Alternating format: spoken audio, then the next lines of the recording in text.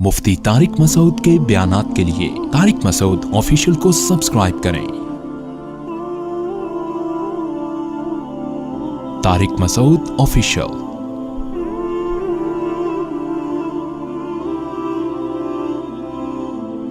रमज़ान और गर्मी, ऐसा लग रहा है कि अल्लाह मियाँ ने गर्मी ला के बता दिया कि इस दफ़ा रमज़ान तुम्हें क्या देगा, टेंशन देगा। हज़रत जाबिर बिन अब्दुल्ला थे या मुआज़ इब्न जबल, गालिबन जाबिर बिन अब्दुल्ला रज़ी अल्लाहु अन्हु, उनकी जब मौत का वक्त आई, ये वाक़या मैं क्यों सुना रहा हूँ, एक अहम बात समझाने के लिए। उनकी जब मौत का वक्त आया ना, तो वो रोने लगे। लोग समझे कि शायद मौत से डर गए हैं। पूछा कि आप क्यों रो रहे हैं? कहने लगे, मैं खुदा की कसम मौत के डर से नहीं रो रहा। मुझे रोना इस बात पे आ रहा है कि मैं अल्लाह को खुश करने के लिए, अल्लाह को राजी करने के लिए गर्मियों में रोजे रखा करता था। शदीद प्यास बर्दाश्त करता था। किसके लिए? अल्लाह के लिए। शदीद भूख बर्दाश्त करता था। ये लज्जत मुझसे हमेशा के लिए छूट रही है, क्योंकि आगे तो जन्नत है। जन्नत में तो अल्लाह हमारा इकराम करेगा। हम तो अल्लाह के लिए कुछ नहीं करेंगे जन्नत में।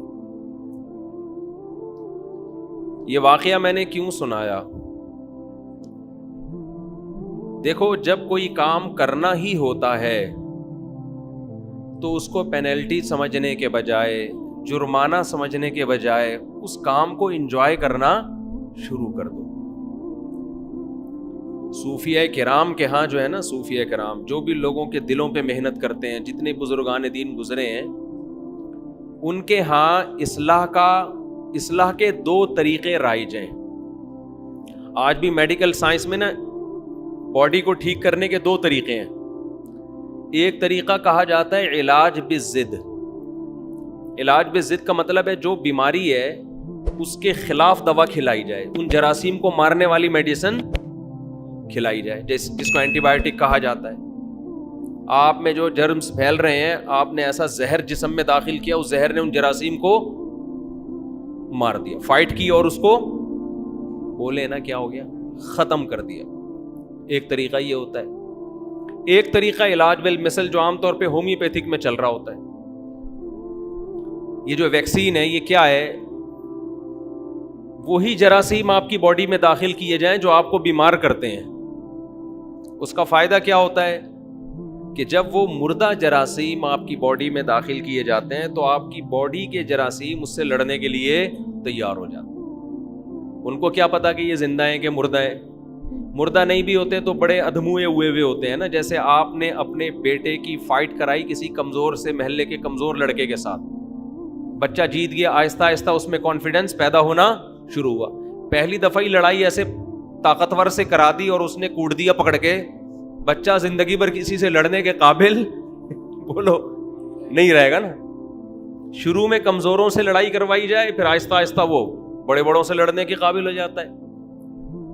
तो इलाज का एक तरीका बॉडी में ये होता है जिसको इलाज बिल मिसल कहा जाता है, कि आपने जो वही जरासीम दाखिल कर दी, जैसे वैक्सीन है ना, कोविड की, कोरोना की वैक्सीन, तो आपकी बॉडी उन जरासीम से लड़ लड़ के और आपका सिस्टम इतना मजबूत हो जाता है कि अब अगर किसी जर्म्स ने या वायरस ने हमला किया तो आपकी बॉडी खुद उससे हमला कर लेती है। तो वही चीज दाखिल की जा रही है बॉडी में। क्या ख्याल है भाई? तो अहलुल्लाह जब इलाज करते हैं ना इन दिलों का, कि आपसे गुनाह छूट जाएं, आपके दिल में आप शरीयत के फराइज व वाजिबात पूरे करना शुरू कर दें, तो इसका एक तरीका यह होता है कि आपके दिल में अल्लाह का खौफ पैदा किया जाए, जहन्नम से डराया जाए, आग से डराया जाए, बताया जाए कि इस पर क्या क्या सजाएं हैं। इससे यह होता है कि जब आप गुनाह के करीब जाते हैं, आप कांपने लगते हैं, खौफ तारी हो जाता है आपके ऊपर। جب آپ رمضان کا روزہ چھوڑنے لگیں گے آپ پر خوف طاری ہو جائے گا. اس سے آپ گناہ سے بچ تو جائیں گے, شریعت کے حکم کو پورا تو کر لیں گے, لیکن حکم پورا کرنے میں مزہ بولیں نہیں آئے گا.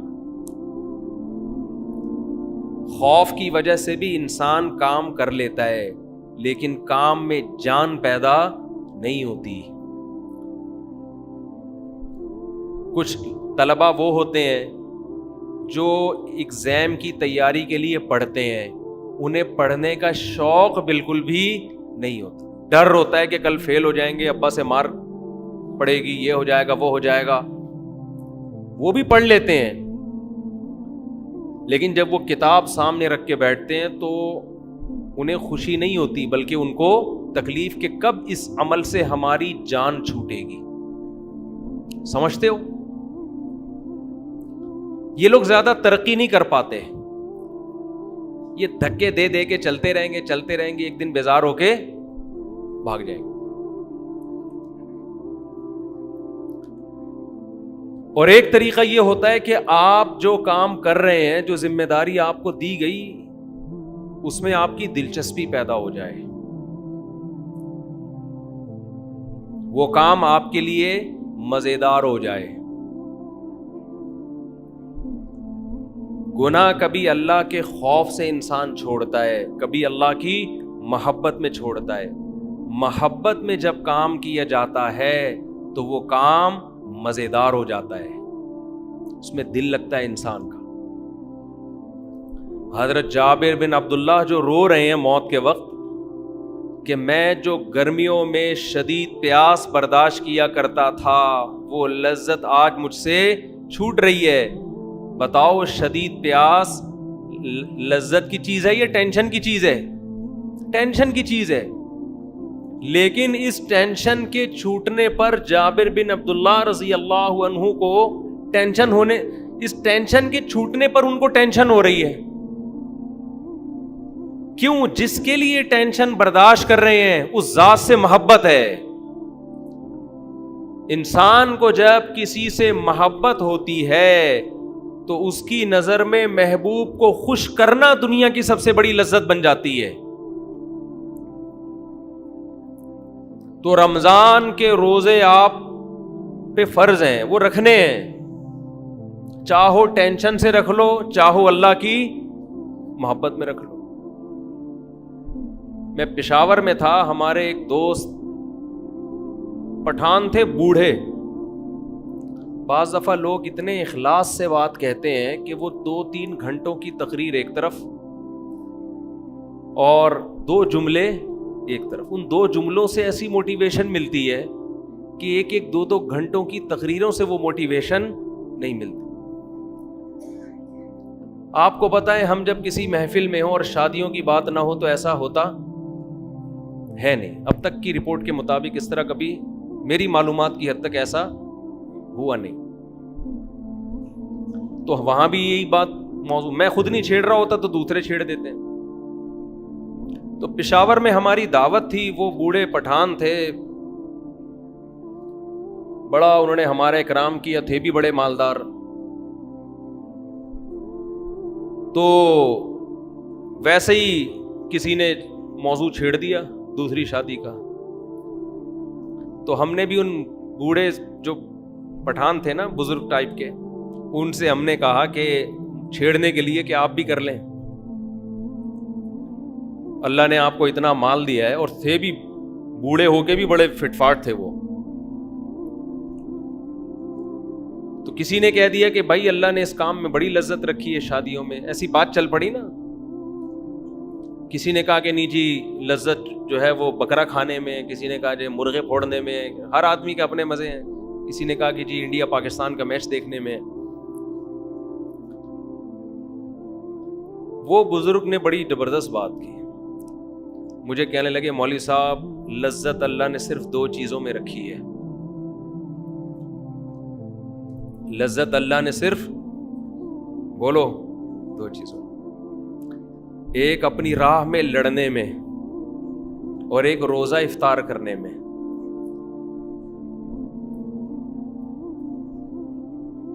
یہ بات انہوں نے ایسے جذبے سے کہی، جو آدمی خود عمل کرتا ہے نا، عمل، اس کی بات میں اللہ نے وزن بہت رکھا ہے۔ شو مارنے کے لیے تو کوئی بھی کچھ بھی کہہ دے، گورنمنٹ کی طرف سے کوئی پابندی نہیں۔ آج کل بڑے بڑے موٹیویشنل اسپیکر پڑے ہوئے ہیں، ایسی ایسی تقریریں کر رہے ہوں گے، آپ کو لگے گا ان سے زیادہ نیک آج تک اس کائنات میں پیدا وہی نہیں۔ لیکن جب آپ ان کے پاس جاؤ تو 5 منٹ بات کرنے کے بھی پیسے مانگتے ہیں وہ۔ ان سے بولو نا کوئی نصیحت کر لو، کہہ رہے 50 روپے یہاں رکھ، پھر نصیحت کروں گا میں تجھے۔ مکمل پروفیشنل بن چکے ہیں، پیسہ، بزنس، خیر خواہی کا جذبہ ہے، اچھے بھی ہیں، اچھے لوگ بھی ہیں۔ تو اس نے جو دل سے یہ بات کہی نا، اس بات کو کہے ہوئے میرا خیال ہے 7-8 مہینے ہو گئے۔ اتنا مزہ آیا اس کے منہ سے یہ 2 جملے سننے میں، اتنا مزہ آیا کہ جب میں یہ بیان کرتا ہوں نا، تو بیان کرتے ہوئے مجھے اپنے جذبات پہ کنٹرول نہیں ہو۔ سوچیں اس نے کتنے اخلاص سے یہ جملہ کہا ہوگا۔ اس کی ساری عمر لڑائی میں گزری ہے، ساری عمر۔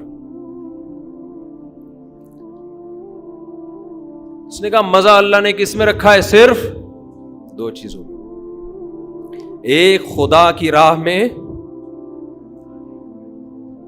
لڑنے میں،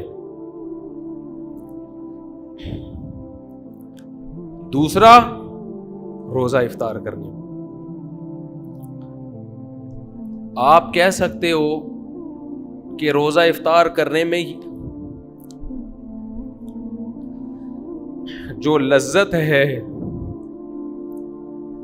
وہ کھانے پینے کی لذت ہوگی۔ میرے بھائی، کھانے پینے کی لذت ہر بھوکے کو حاصل ہوتی ہے۔ کھانے پینے کی لذت ہر بھوکے کو، بولو، یہ تو انگریز کو بھی ہوتی ہے، بھوک کے بعد اس کو کھانا ملے گا، اس کو بھی بڑا مزہ آئے گا۔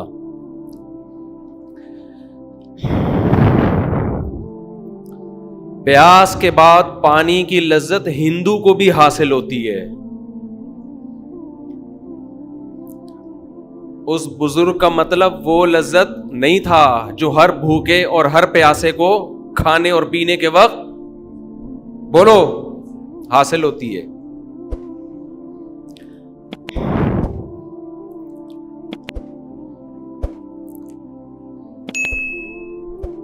یہ جو روزے دار کو افطاری کے وقت لذت حاصل ہوتی ہے، یہ وہ لذت ہے جس لذت کے حاصل کرنے کے لیے دل میں اللہ کی محبت کا ہونا، بولو، ضروری ہے۔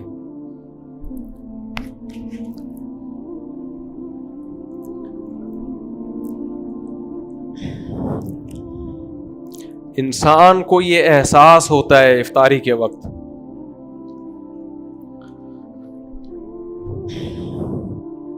ذرا تھوڑا سا ٹھنڈا پانی دے دیں۔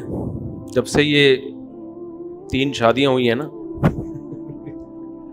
مجھے بات بات پہ رونا آتا ہے آج۔ جتنی انسان کی شادیوں کی تعداد بڑھتی ہے نا، اس کو بات بات پہ رونا آنا شروع ہو جاتا۔ 4 کے بعد تو ہر بات پہ روتا ہے وہ۔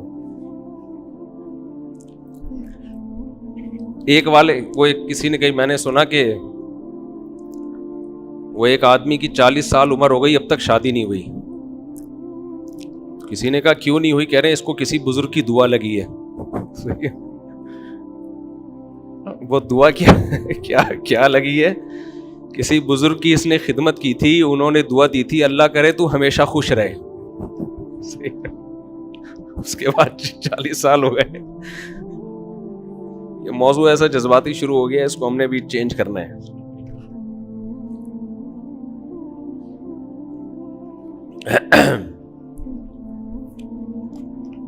بعض دفعہ مسائل کچھ اور ہوتے ہیں، رو کسی اور بات پہ رہا ہوتا ہے آدمی، سمجھ رہے ہیں نا؟ خیر، کیا بات کر رہا تھا میں؟ تو میں عرض کر رہا تھا کہ جو افطاری کے وقت لذت ہے نا، لذت، یہ بھوک اور پیاس ختم کرنے کی لذت نہیں ہوتی، یہ اس بات کی لذت ہوتی ہے کہ آج ساری دنیا پیدا کرنے والے کو بھول چکی ہے. دنیا میں ہر شخص نے ہر ایک کو یاد رکھا ہے, نہیں یاد رکھا تو کس کو؟ پیدا کرنے والے.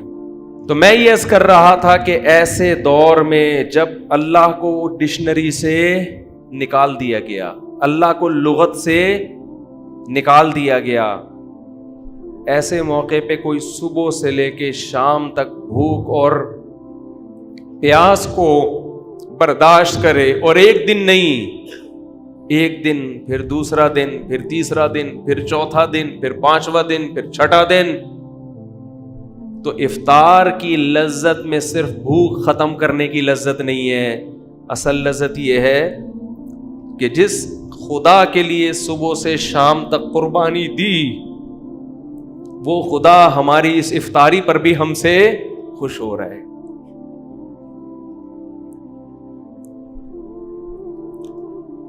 وہ ہمیں کھاتا دیکھ کے خوش ہو رہا ہے. تبھی تو ہمارے نبی صلی اللہ علیہ وسلم یہ دعا پڑھتے تھے, کیسی پیاری دعا, ذهب الظما, شدید پیاس کے بعد جب روزہ افطار ہو, فرماتے تھے نبی صلی اللہ علیہ وسلم, کتنی لذتیں اللہ نے دے دی. ذهب الظما, فرماتے پیاس چلی گئی. شدید پیاس میں آپ پانی پیتے ہیں, کیسا سکون ملتا ہے. ذهب الظما, پیاس چلی گئی. وابتلت العروق, رگیں تر ہو گئیں. سارا دن انسان بھوک اور پیاس کی وجہ سے کیسا خشک ہو جاتا ہے, سوکھ جاتا ہے. آپ نے دیکھا ہوگا افطاری کر کے جب لوگ نماز میں آتے ہیں, چہروں پہ کیسی رونق بحال ہو جاتی. عصر میں نمازیوں کی حالت دیکھا کریں اور مغرب میں دیکھا کریں, زمین اور آسمان کا فرق ہے, کیسی چہروں پہ رونق آتی ہے. ذهب الظما, فرمایا پیاس چلی گئی. وابتلت العروق, رگیں تر ہو گئیں. یہ مادی نعمت ہے. اور آگے فرماتے ہیں وثبت الاجر انشاء اللہ, اور اللہ نے چاہا تو صبح سے لے کے اب تک اللہ کے لیے جو ہم نے قربانی دی ہے وہ اجر ہمارا ثابت ہو گیا. وہ اجر اللہ نے اپنے ہمارے اعمال میں لکھ دیا. مزے ہی مزے, لذتیں ہی لذتیں.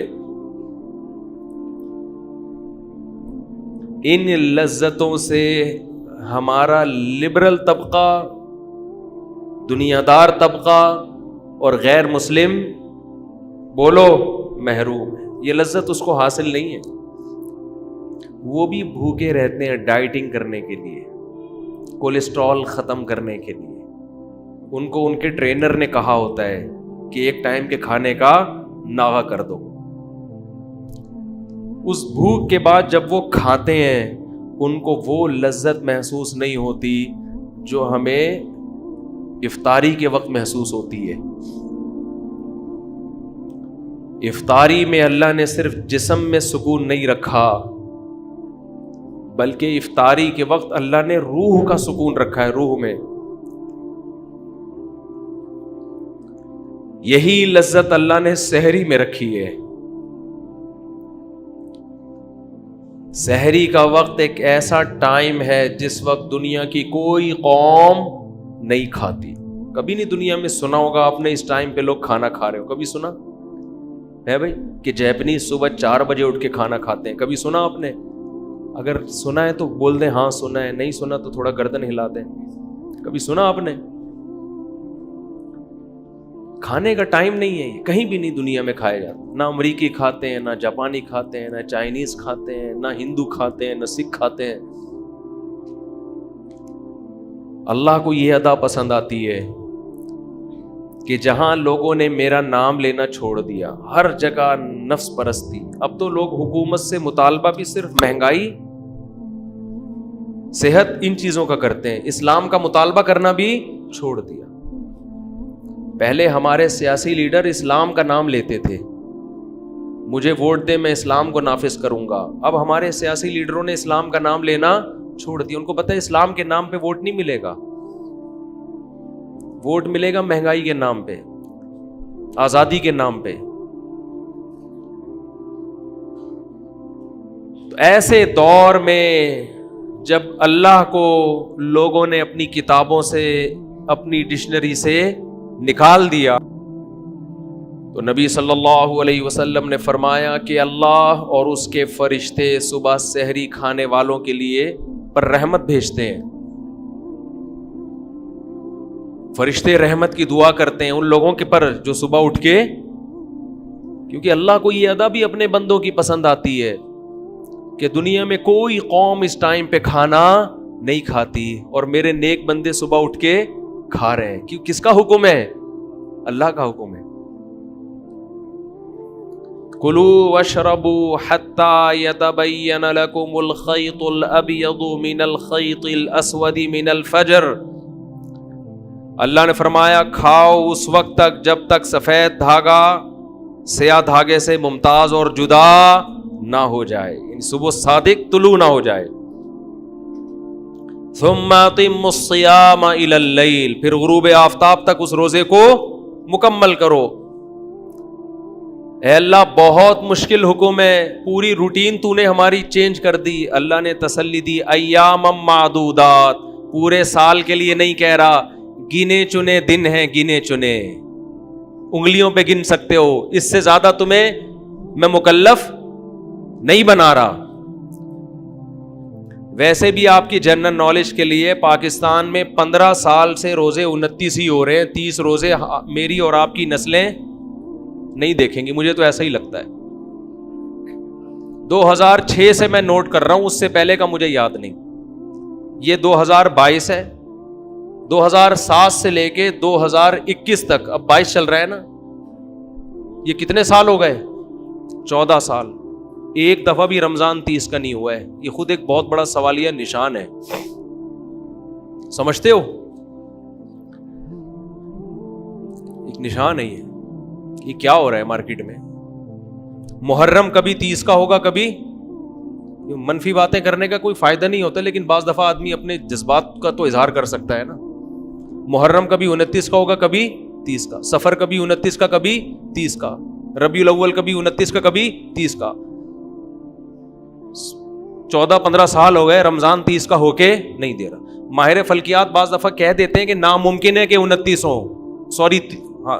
ناممکن ہے کہ 29 کو چاند نظر آئے, پھر بھی 29 ہی کا ہوتا ہے. الحمدللہ یہ ایک نشان ہے سوالیہ ہلال کمیٹی پر, سمجھ رہے ہو؟ بہت بڑا سوال ہے یہ کہ مارکیٹ میں ہو کیا رہا ہے. تو میں ایک پروگرام ریکارڈ کروانا تھا میں نے 30 نا, تو میں 29 کے بعد میں نے کہا بس وہ پورے رمضان چلے گا نا, تو انہوں نے کہا 30 اگر 30 ہو گئے. میں نے کہا کسی کا باپ بھی پاکستان میں 30 روزے نہیں کر سکتا, تو 29 ہی ہوں گے.